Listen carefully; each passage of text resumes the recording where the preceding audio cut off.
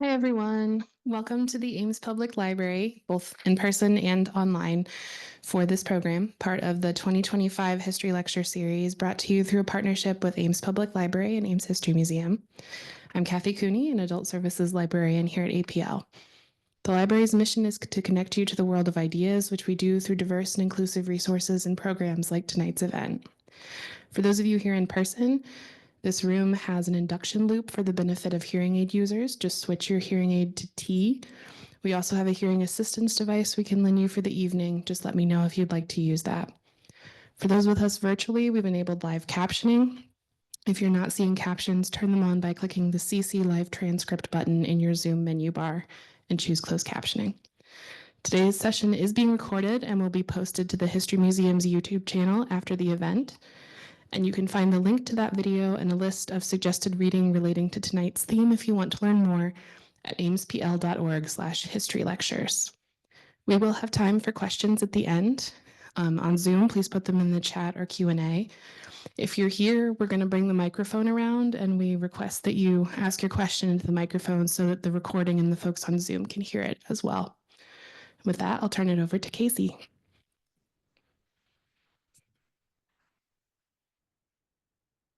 I'm Casey Vance, the Executive Director at Ames History Museum, and I want to welcome you here to our program tonight. And hello to everyone watching online. We're really excited to have this great partnership with Ames Public Library for our lecture series, and it's really great to be able to provide it in a hybrid format. Our mission at the museum is to engage our diverse public and provide unique opportunities to learn about Ames history. The museum recently reopened in October after a big expansion project. We now have 2 exhibit galleries, community gathering spaces, and a reading and research room, plus on-site storage for artifact and archival collections. Our current feature exhibit is Quilted Together, which includes 10 quilts with Ames stories, different quilts than you see here tonight. I encourage you to come to the museum to see the exhibit if you haven't already.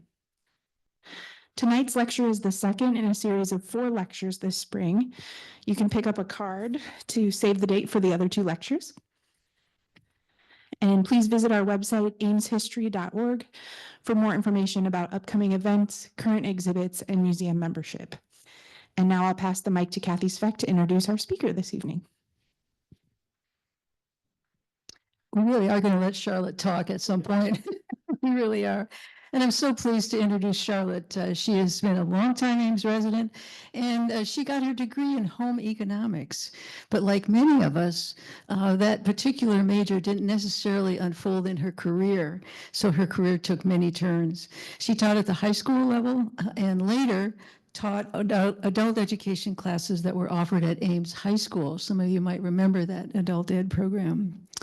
Now, here's where the turn started. She also worked as a payroll clerk for the city of Ames, and later was a graduation evaluator in the registrar's office at Iowa State. How's that for a home ec grad? During her talk, she will tell us how all these varied experiences led her to oversee the creation of these historic works of fiber art. So please welcome Charlotte tonight. Yep.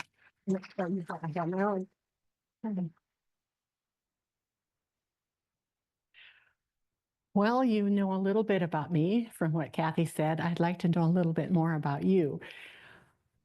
How many of you lived in Ames during the Bicentennial? So there are quite a few of you. Good. How many of you remember these quilts from back then? Bonnie, too? All right.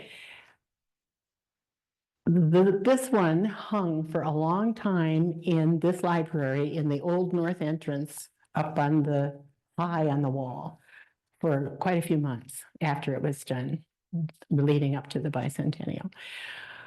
Are any of you quilters? I know there are some quilters in here, so I'll try not to gear it too much just to the quilters for the rest of you who won't understand maybe all of the quilt lingo quite so much. I'd like to do a little background about what led up to making these quilts. 50 years ago, 50 years ago, 50 years ago. Ames was very different 50 years ago. 24th Street was about the northern boundary, and beyond that was cornfields. There was no Walmart. The mall was brand new, just a year or two old. If you're going to buy fabric in Ames, Iowa, JCPenney's. There were no quilt stores, there were no quilt shops like now. You know, there's so many things going on now that weren't then. So quilting was sort of a private thing, you and your mom and your aunts and your grandma, or maybe a neighborhood group, or maybe a church group, but it was a private, individual kind of thing. Now you can hardly go across the state of Iowa through any town of any size and there's a quilt shop, you know. In fact, in January of 2025, there were, let me find my number, 4,567 quilt shops in the United States. There weren't any then. There was sort of a resurgence leading up to the bicentennial of interest in history, in genealogy, in older crafts, in that kind of thing being of interest again. It wasn't like the interest now in quilting, but it was resurging a little bit. A big part of that was the Mountain Mist Batting Company. Batting is the inner layer, the squishy stuff in between the front and the back. They were about the only batting company, a national batting company. They started in 1864, so they were a well-known, well-established company. And they had a big part to do in this quilting resurgence. They sponsored a national bicentennial quilt contest starting in the end of 74 somewhere, in 74 years somewhere. And there were over 10,000 entries in that. They really promoted it, and they promoted it in the, like JCPenney's and the stores that sold their batting. There was lots of promotion for it. And for those of you who are quilters, the winner of that contest in 1976 was Ginny Beyer. And that was her entry into the national quilt world. She was a beginning quilter then. Anyway, background a little bit about Ames, about what the quilt world was like. There were no Saturday afternoon IPTV quilt do-it-yourself programs. There were no shops, like I said. There was no rotary cutters. There was, you know, none of that. It was an individual private thing.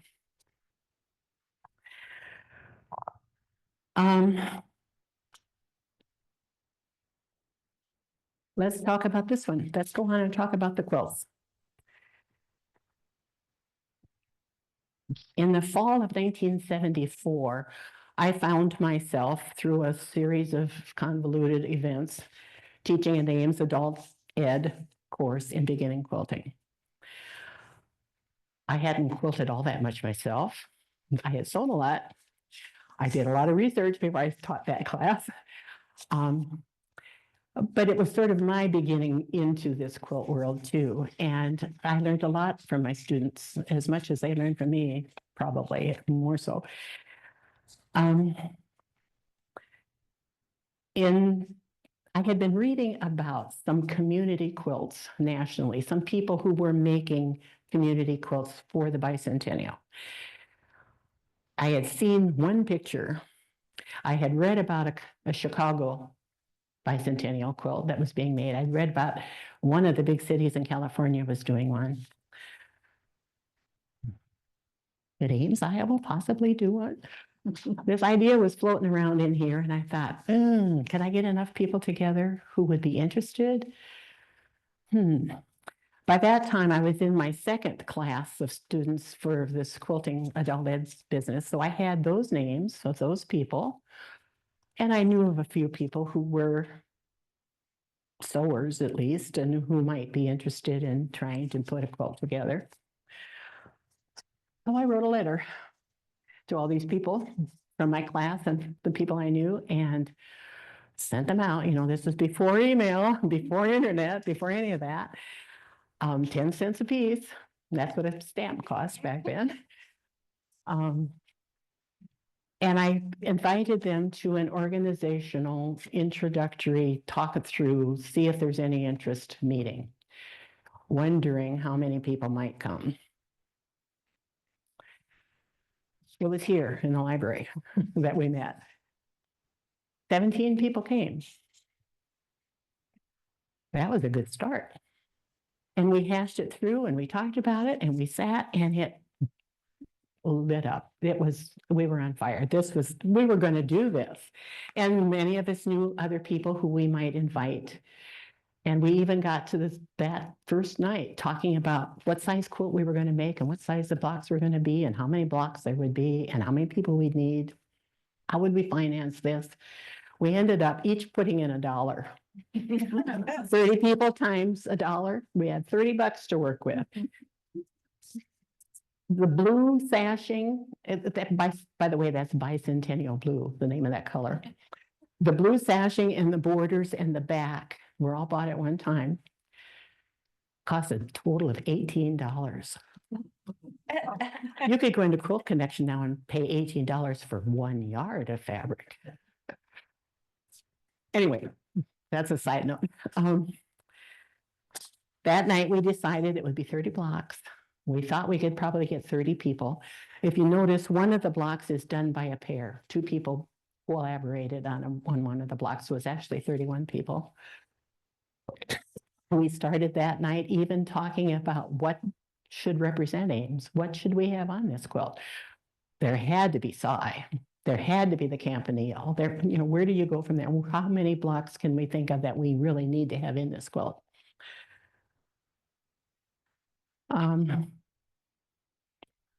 We decided that we would have a community quilt bag, scraps that we'd all contribute so that some of the fabrics would be the same throughout. We didn't have to use fabrics from the quilt bag, but we could. So that if you needed this little dab of red somewhere, like that, or that orange pumpkin in the second one down over there, and you didn't have any orange, you could pull it out. And maybe if some of those fabrics were in the same several blocks, that would sort of help coordinate it all. We had one gal volunteer to be the treasurer that first night and gather our dollars from everybody.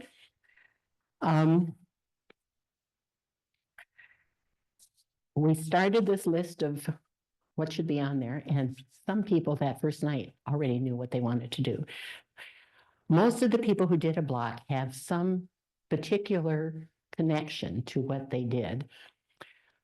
For example, Roosevelt School, the gal who did Roosevelt School, which was one of the older schools in Ames, had taught there for years. She wanted to do that. Makes sense, right? The Ames Water Tower, which is maybe sort of unusual, but the gal who did that had a reason. She wanted there to be Ames on the quilt somewhere. And that is the only place that it says Ames. Well, it says Ames on the map down there, I guess, but the big Ames. She wanted Ames, and she thought, where is Ames? It's on lots of buildings, but that's sort of obscure. Where is it big and you can see it? This was the water tower that was at 24th and Hoover, which is no longer there. She lived close enough that every morning when she woke up out her bedroom window, that's what she saw. That's why she chose that. And by the way, the gal who did that block was 12 years old when she did it. Oh, wow. We had 2 mother-daughter teams, 2 junior high gals. The other junior high gal was the Christmas tree down here in the bottom left corner. That's the Central Campus Christmas tree. That had been a family tradition as she grew up, and it was meaningful to her, and that's why she chose that. So we ranged from 2 12-year-olds to a great-grandmother. So we had not only a variety of kinds of women from different backgrounds and different interests, but also age-wise. And looking back on it, it's just amazing to me what we accomplished, and that any group of 31 women, 31 people of any kind can come up with a finished product in the amount of time that it took us to do that. I don't want to miss anything. Let's see, what else? By the second meeting, we met weekly, those first few weeks. We met in small groups outside of those weekly meetings.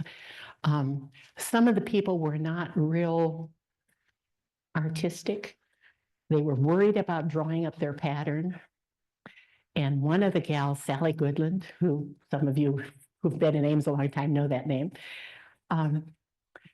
very artistic person, helped a lot of the rest of them who were not so confident in drawing their own patterns.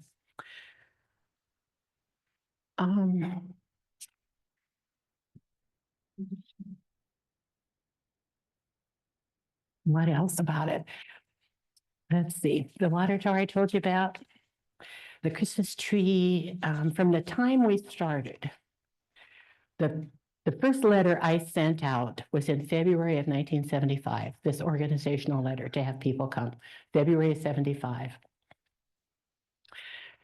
We had the quilt done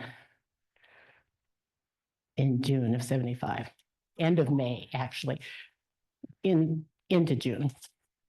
We had a deadline for the people to have their blocks done by the end of May because we wanted them before people left on vacation, because we didn't want this to drag on all summer long. Each person did what they wanted on their block. They appliqued it, it's all hand done. There's very few machine stitches in that quilt. And many of the highlights are done in embroidery.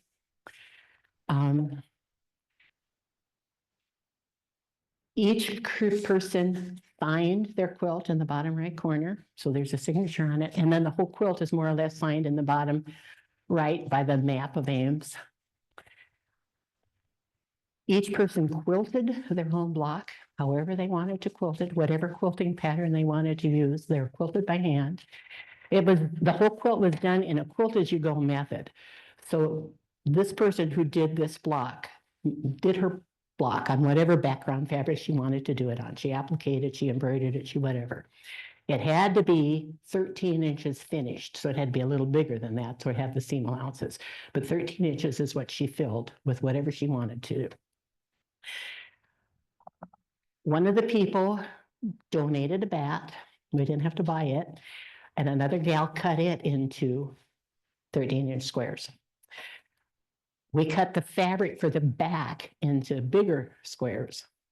And each person made their own sandwich and quilted their own quilt, however they wanted to quilt it. And then they were put together in a quilt as you go type method. A block and a block were sewn together and then opened up. And then the batting behind it was just butted together and catch stitched by hand together. And then the back was flopped over and hand stitched down. You can see the hand stitching on the back. So from the time we that putting it together took about 2 weeks. And then we quilted it in a quilt frame. One of the gals' husband owned a business and had a big room in the basement that was empty enough for us to put a quilt frame in. And she very generously donated that space and time. There are 5-pointed stars through all the sashing, and then around the outside edge, there are 50 stars for the 50 states.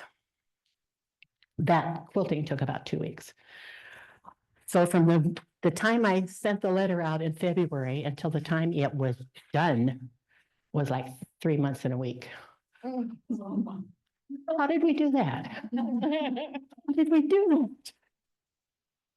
Before it was done, toward the end of it, we started talking about, now what are we going to do with this? Where's it going to go? Who's going to hang it? Or where's it going to be shown? Or what are we going to do with it? And we decided that we were going to try to make some money to make a place for it to be displayed. We made postcards. Let's see, I don't know if there's been a postcard showing up on the screen during all of this. We had postcards made. Ames Printing donated the printing for us. We had postcards made and we sold them 25 cents a piece. And we made a little money, a couple $100. Wasn't enough. What are we going to do? What else can we do? And we came up with the idea that we would make a quilt to raffle. Lots of groups made quilts to raffle. We could do that. Well, what are we going to make? We didn't want it to just be another quilt, just another quilt.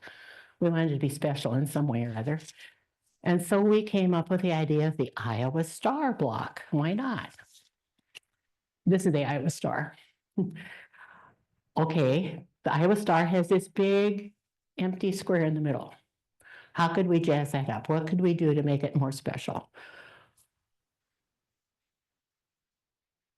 Somebody had the bright idea of signatures, Iowa people's signatures. Why not? Doesn't that make sense? Okay.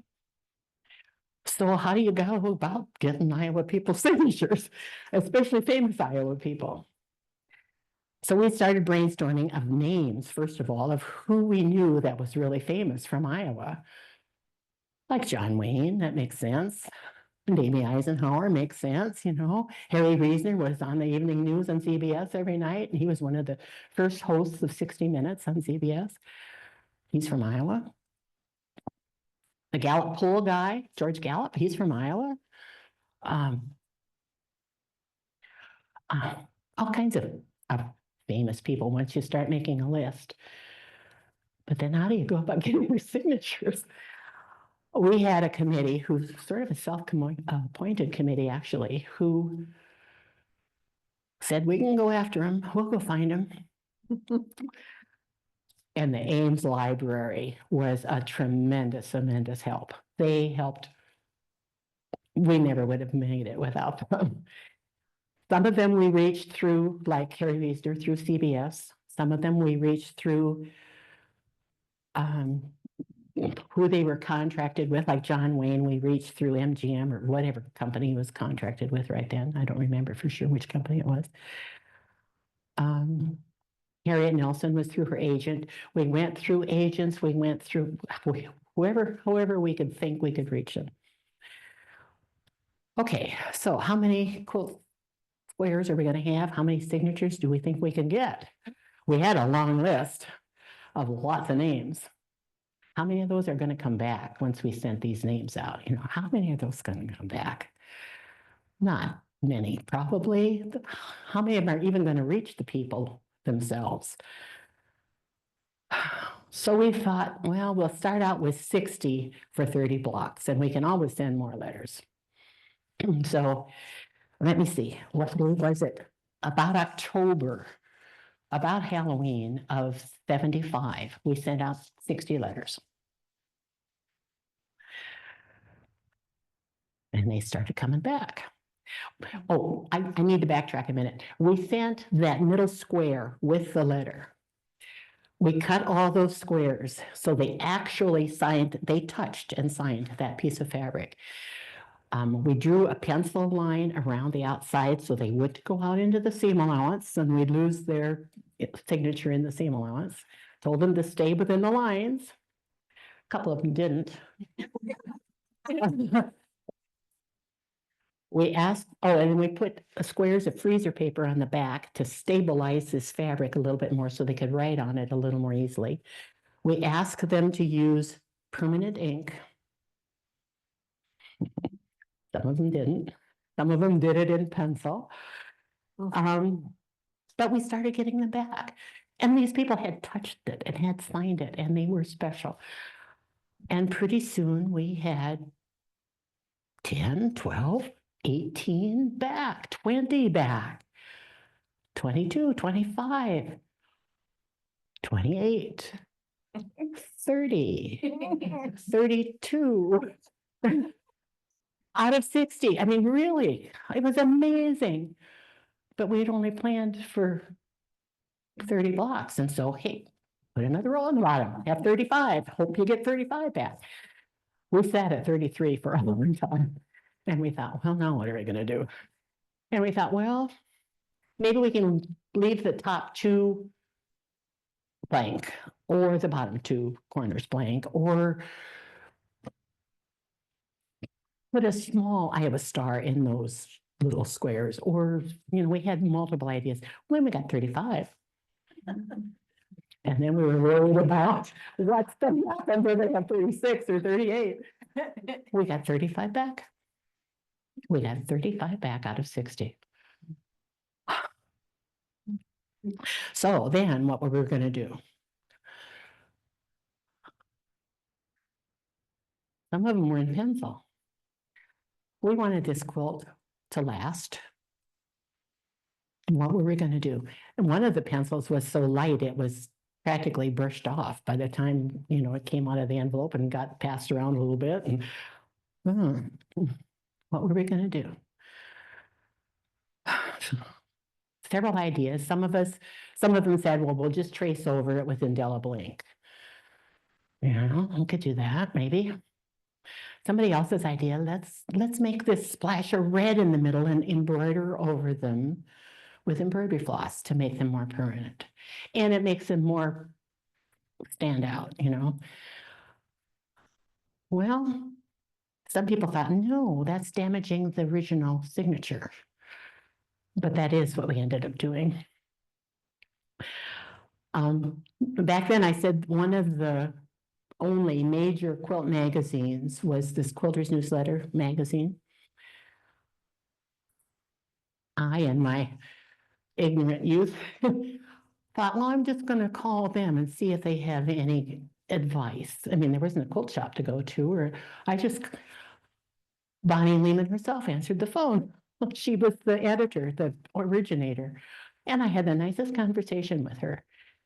And she said, embroider over them. So that's what we ended up doing. Some of the names are not so well known today as they were then. Some of them you'll have to look up who they are, maybe. I have a master list and I have to go look at it to see what some of them are every once in a while. Where is it? H.R. Gross, you know that name? This group is old enough that more of you probably know some of these names. Get my cheaters so I can see what I'm reading. Mary Louise Smith, long time National Republican chairperson. Harriet Nelson, Ozzie and Harriet. Neat. You've seen them on the screen behind me. I don't have to go through the whole list. Some of them, like John Wayne, were just horrible moments, or Mamie Eisenhower. Mamie Eisenhower sent back a handwritten, signed letter with hers. The gal who had written the letter to her, it was addressed to her, and she wouldn't give it up. We thought it should go with the quilt, but we thought that many of the letters that came back, even if they were signed by an agent or something, all of that should be in a notebook that went with the quilt. Well, that's one of the things we didn't agree about, and that never happened. Too many of the people wanted to keep those letters. Any questions to this point? I've got more to say, but we can break here for a minute. Sure. Were any copies of the letters that She wouldn't even, the gal who spearheaded the anti-rebellion part wouldn't even let us Xerox in those days. do you also have the list of the people? It flies by. Yes, I do. I have it. Yes, I can. H.R. Gross, he was a member of Congress for, let's see, 27 years. Mary Louise Smith, National Republican chairperson. Harriet Nelson, entertainer. Andy Williams, singer. Ann Landers, who was a national columnist. And her twin sister, Abigail Van Buren, who is also a national columnist. Henry Gilman, who was a internationally known chemist, who Gilman Hall on the campus is named after. Roy Carver from Muscatine, who is a industrialist. Jean Seberg, do any of you know that name? From Marshalltown. She was in a movie, several movies probably. She was most famous for the movie where she played Joan of Arc. Lawrence Soth, retired Des Moines Register and Tribune editor. Harold Hughes, a longtime governor and U.S. Senator. Chris Taylor, an Olympic bronze medalist in wrestling. John Wayne, I don't have to say, Mamie Eisenhower. J.W. Fisher from Marshalltown, another industrialist. Bob Feller, who was a Hall of Fame baseball pitcher. McKinley Cantor, a Pulitzer Prize-winning author. Harry Reisner, who was a news commentator on CBS and the 60 Minutes host, the original 60 Minutes host. Robert D. Ray, governor. Earl Wilson, who was a columnist. Jack Shelley, longtime journalist and radio personality here. Helen LeBaron Hilton from ISU College. Dean. Roswell Garst, who you remember from, what was his name? Khrushchev. Hosted Khrushchev on his farm. Paul Engel, who was a poet, national poet laureate. James Van Allen of the Earth's radiation Van Allen belts from Iowa City. Frank Spedding, who was the director of the Atomic Energy Commission. Lots of things on his great list. Robert Parks, ISU president. Clark Mullenhoff, Des Moines Register and Tribune Washington correspondent. George Gallup from the Gallup poll fame. Norman Borlaug, who was a Nobel Peace Prize winner. Hugh Sidey, who was a Time Magazine Washington correspondent from Greenfield. Marilyn May, an entertainer. Meredith Wilson, I just love his signature down here. He's got a music staff on under his signature. And who did I skip over? Johnny Carson. Got to have Johnny Carson in there. He actually signed it. It's just amazing to me. Again, this quilt from start to finish was done in like 3.5 months. From the time we sent the letters out, they came back quickly. Isn't that just amazing? That any big project can be done in 3 months with a group of 30 women. You know? How many women were involved in the signature quilt? How many were involved in the signature quilt? Sorry, I was just. Yeah. Basically, it's the same group of women. There were a couple who moved, and we didn't necessarily need to have 35 women because you could embroider several blocks, and some people were better at embroidering than others. And again, I may have had the original idea way back when all this started, but this group of women were talented and generous and giving, and we had a great group of people put these together.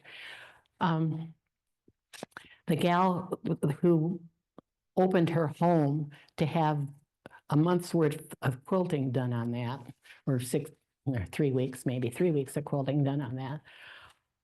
I mean, who can open your home to have people in and out every day quilting? That was a tremendous gift. Okay, so now we have these 2 quilts. This one was going to be raffled. And we had advertised that it was going to be raffled when we started. We didn't know how great it was going to turn out when we started. We sold dollar raffle tickets, 2,025 tickets we made in 1975. This money was to go toward a permanent home for that quilt. And that never happened. It has a permanent home now, but it didn't for a long time. It was folded up in my closet for a long time. The Bicentennial celebration, we had it done before the Bicentennial, but a long time before it, in fact. It was done early March. We started end of October. It was done very early March. It was however many months that is. That's more like November, December, January, February, March. It's more like 5 months, isn't it? 4.5 months or so.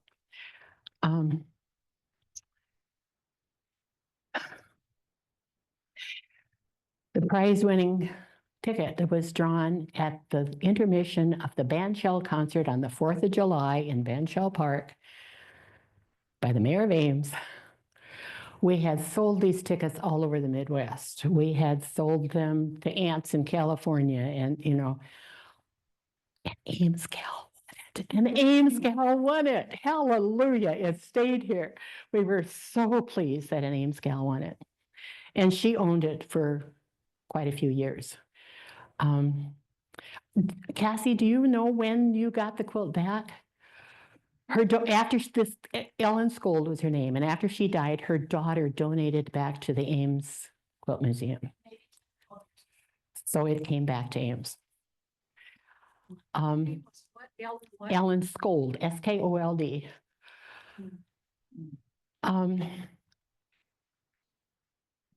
Okay, so these 2 quilts are done. And it was done in early March, and it wasn't going to get drawn until the 4th of July. So what are we going to do with these 2 quilts for this length of time here? Well, you might as well dream big, right? We decided we want to showcase these 2 quilts somewhere, to have them on display, to show them off. And do you think maybe this group of people could put together a quilt show that was worthy of these 2 and have a whole show of really spectacular quilts? And if you're going to do that, where are you going to do it? Well, in Ames, you might as well dream big, right? Brunier Gallery had just opened in the fall of '75. We wrote a proposition letter to the director of the gallery and laid out what we wanted and what we were willing to do. We would man it during all the open hours. We would have somebody there guarding the quilts with their white gloves and showing them off and telling about them and so forth. We'd have demonstrations of quilting if they wanted us to. We would have guided tours around the show if they wanted us to. We wrote this proposition letter and waited and waited and waited. And pretty soon, Lynette Pullman called me. And she says, I don't know. She says, quilt shows belong in churches. Quilts aren't really art, that. We talked and we talked and we talked and we talked, and she gave in. And we had a quilt show in Brunier Gallery. It was from middle of March to the middle of April of '76, before it was raffled off. A month-long show. And we manned it, womened it, and it turned out, and we advertised through the quilt world and so forth. It turned out that in that month, we had over 10,000 visitors. And I have here a thank you note from Lynette Pullman. And I'd like to read it to you. I would like to thank you all for providing the Brunier Gallery with such a lovely show. I feel the exhibit was one of the most successful events we have ever had at the gallery. The exhibit reached and interested all types of people, many of whom had never before visited our gallery. And we have made many new patrons through your quilt show. The total attendance was over 10,000 people.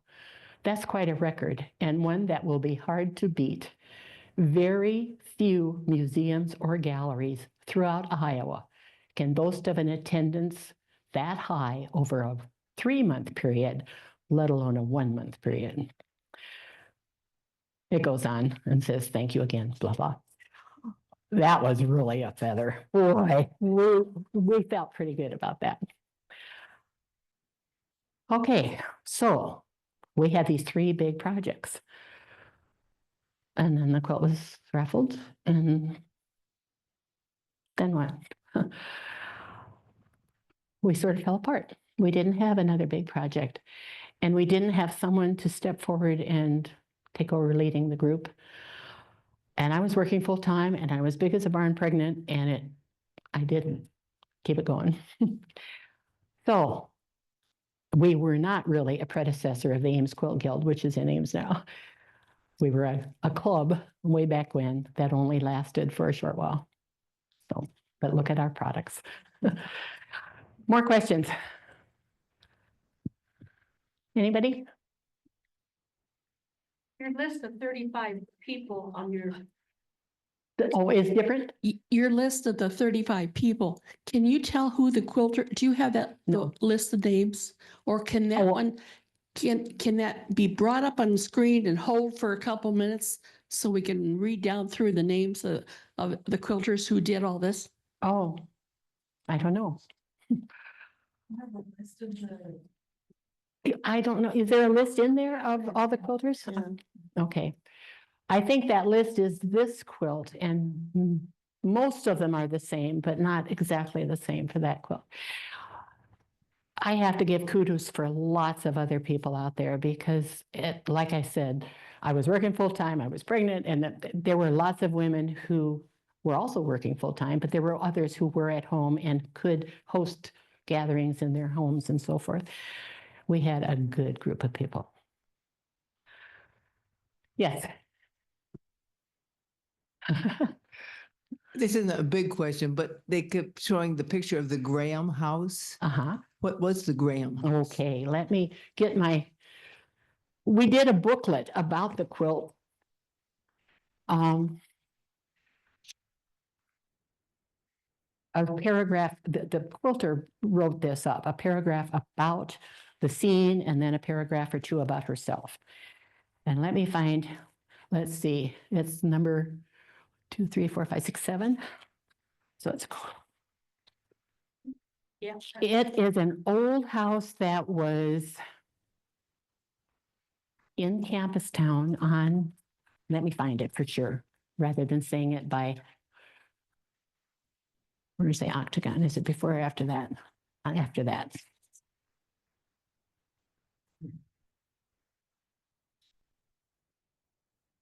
Okay, that house was on 216 Hayward. It was built by Washington J. Graham. And at the time that we made this, it was still there. It's not there any longer. It was discovered in 1951 inside another house. It had been built over. It was within the structure of this old house that was being raised. They took the old house off and let the older house stand because it was Mr. Graham's title to the land that the house was on was in 1854. He was the first man to stake a claim in what is now Ames. Let's see, what else was there?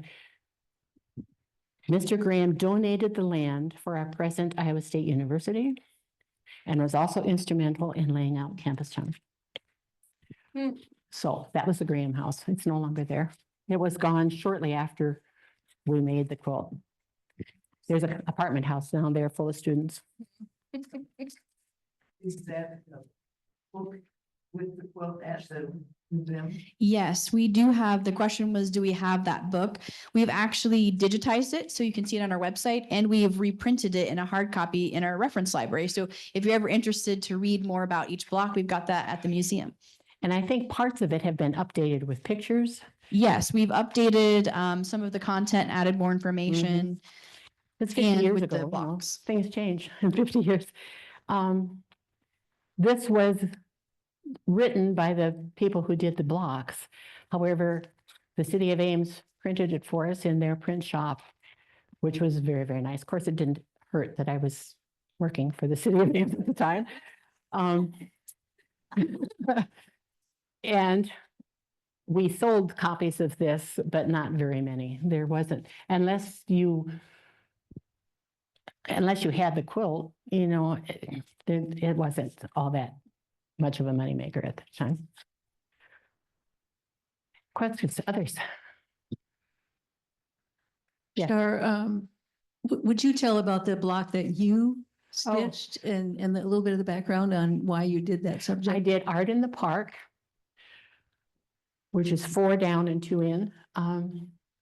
Art in the Park, for those of you who might not know, was the predecessor to the Octagon Art Festival. It was in Bandshell Park.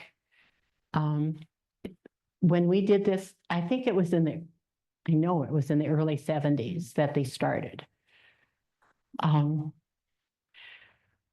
There were jugglers and wandering minstrels and productions on the Bandshell stage and food and all these artists' booths of various kinds of art.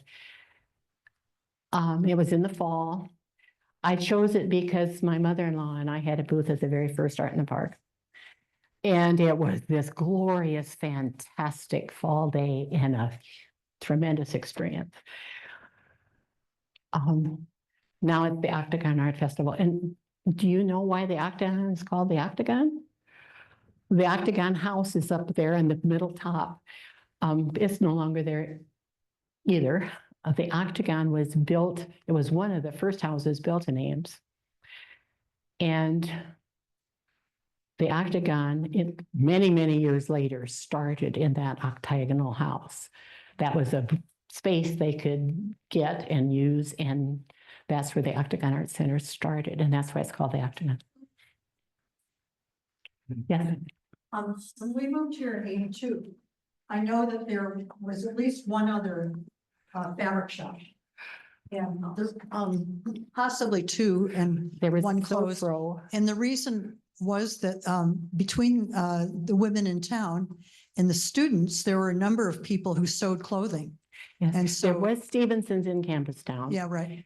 And Yeah. um, And that was There- there for maybe another 4 or 5 years, Yeah. and then she closed.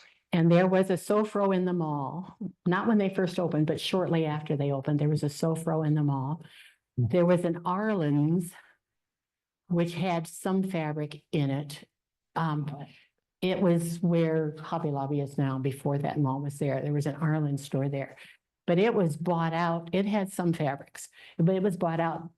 It closed in the mid-70s and it was bought out by Target, and then Target didn't have fabric.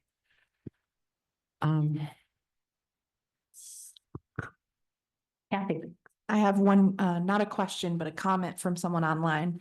It's from Matt Smalling. He said, "Thanks so much for sharing the story of this quilt. My mom, Marge Smalling, really enjoyed being part of this wonderful group of 31 women. She passed away in 1997, so her 4 boys are watching with pride in Seattle, Los Angeles, Minneapolis, and Kansas City." Oh, wow. Yes, Marge has a place on the quilt, that's for sure. I don't remember right now off the top of my head which block is hers. Did they say? I can find it, but I don't want to have to go all through all those pages. I think it wasn't Marge one of the ones that was the 2-person block? Her name is Marge Smalley and Marilyn Thompson, yes. And that church was chosen out of all the churches in Ames because it's the oldest congregation in Ames. And they both went there. What did you do with the quilt what did you do with the quilt after the celebration? Okay, after the quilt show in Bernier, I was going to tell you, they hung from the ceiling back to back in Bernier for that quilt show in 1976, spring of 76. And now they're both in the same room again, and they haven't been together since then. 50 years, 48 years. Anyway, you asked what was your question? What I would do with them? The Ames, this one's got hung in the old north entrance of the library. That was the main entrance at that time, and there were steps down and then these curved steps up, and there were high ceilings, so that, and the City of Ames crew hung it way up from that high ceiling for us, and JCPenney gave us the rod to hang it on, and it hung there for over a year. Before it was hung there, it showed for a couple of weeks in the old First National Bank building. It showed for a couple of weeks at the Parks Library on campus, a couple of weeks in the courthouse in Nevada. It went to the State Fair in '75, not as an entry, but as an exhibit. That's all I can think of right now. And then it hung in the library for a long time until we wanted it to hang that high so people couldn't touch it and end up smearing ice cream on it or whatever, you know. And I'm not sure why the library then decided that it couldn't hang there any longer. Plus it was stressed hanging there out in the open for all that time. And we were worried about permanent damage and so forth. It wasn't really in the sunlight, but yet it was out in the air and whatever. So it got taken down and folded up and put on a shelf someplace.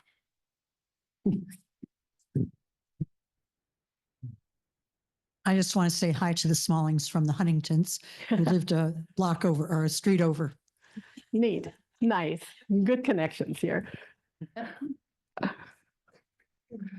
Charlotte, you said it got folded up and put on a shelf. Was that shelf in your house or was? For a while it was, and then before the Ames History Museum, there was the Ames Historical Society, and before that it was the Ames Heritage Association.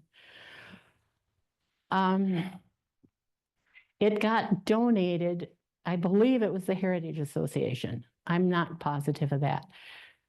It might have been the Ames Foundation that was even before. That was sort of an overall group of all kinds of things happening in Ames. That's who the $2,025 that we raised went to, the Ames Foundation.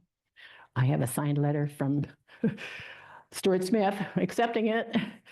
And it was, we have a letter about what that money was to be used for. Where that money went, who knows? It went to some cause somewhere along the line. But now the quilts are both at the History Museum and they're being taken care of.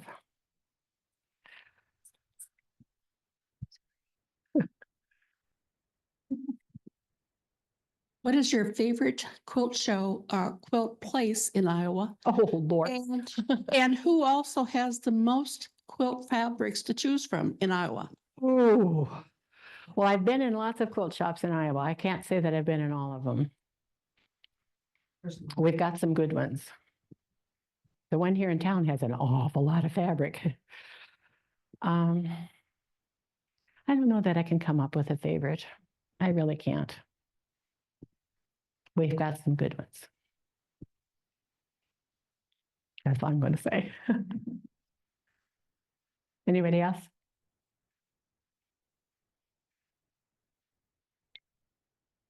Comments? Doesn't have to be a question. Anything? Well, tell us a little bit more about the quilt show at the Brunier. Did you organize other quilters to bring? yes, we had 40 quilts there.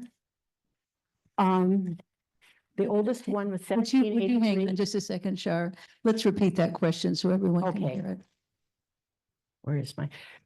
Here comes. Yes, I was asking I'm listening. about the quilt show at the Brunier and whether your group organized that and what was involved Mhm. with that. We organized the quilts and we helped hang the quilts. There were 40. The oldest one was 1783, who was the great grandmother of one of the Ames people who allowed us to hang it. There was a Mary Barton quilt in the show. Mary Barton is a Ames name that you might recognize from the quilt world.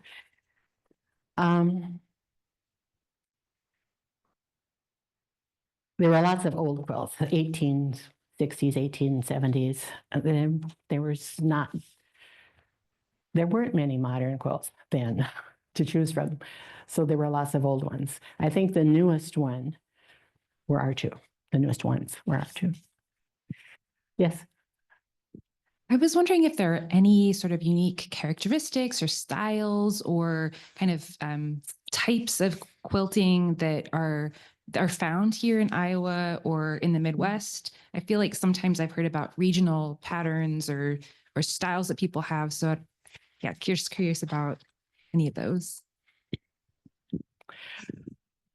The only thing that comes to mind really is that we have a large Amish population in Iowa, and Amish quilts are somewhat recognizable for their simplicity and their lack of pattern. I mean, pattern in the fabric. They're plain fabrics, solids. Mhm. I think one thing that we should comment on is the connections that are made through quilting. Yes. Because I've quilted for a long time, but not intensely. But you can never be a stranger going into a quilt shop. There's always somebody to talk to, somebody to tell you what they're working on, somebody to show you what they've got. I think when quilts were quilted by hand by a group, that was when there were lots of friendships formed, and perhaps they were important for farm women to have a chance to get out and get together with other women. That kind of socialization was really important in those days. Now that a lot of quilts are done professionally by people who have special machines, I'm not sure that that social connection carries on, but I went to a West Des Moines Quilt Guild meeting this afternoon, and there were probably 20 quilts shown just for 1 month that people had made of all different types, all different sizes, all different levels of difficulty. And they had a program. There were more than 100 people in attendance. So this is not something that's kind of going out of style. No, it isn't. In Iowa. In Iowa. I don't think nationally, probably.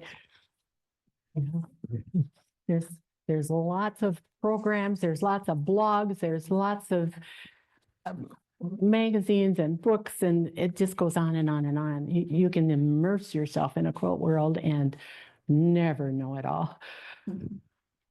Shar, I'm an Ames kid. And I think there are other Ames kids in the crowd tonight too. But I was especially tickled with the Brookside Park patch to see the elephant slide. What a flash from my childhood. It was a very low, and not a tall slide, but the elephant was painted on the side, and the illusion was that you were sliding down the elephant's trunk. And for that quilter to have reproduced that charming little elephant slide, it was such a rush to see that. And I was so glad to see the pop cars carpool in there too. That's an important part of history. I mean, the Campanile, of course, and the Cyclone Stadium was brand new.